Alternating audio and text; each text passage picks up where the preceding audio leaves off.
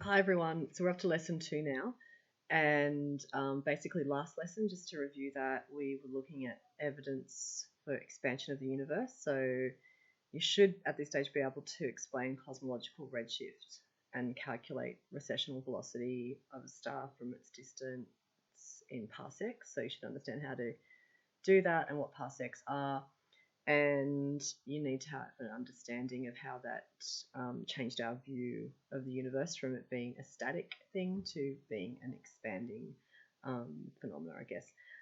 So I guess the first thing I want you to do, if you've already flicked to this slide, is go back to the previous slide.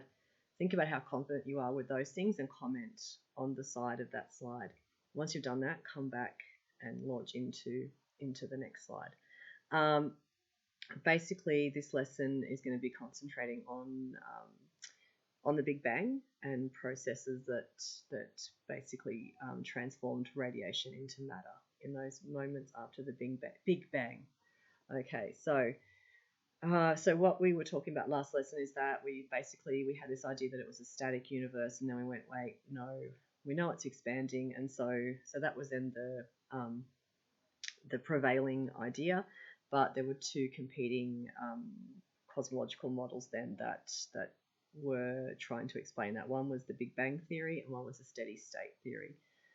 So I guess it all comes down to thinking about where did it start. So the steady state theory is basically saying that the universe is infinite, it's unending, it's always expanding, and you can see there's a little diagram down the bottom of this slide, and the bottom half of that is the one I want you to have a look at, steady state cosmology.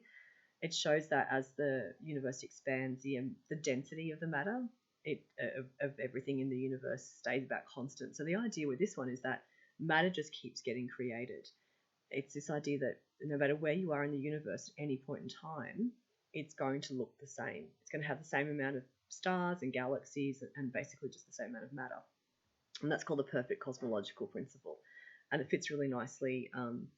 It sounds like a lovely idea, and it then also stops us having to think about the universe having a beginning.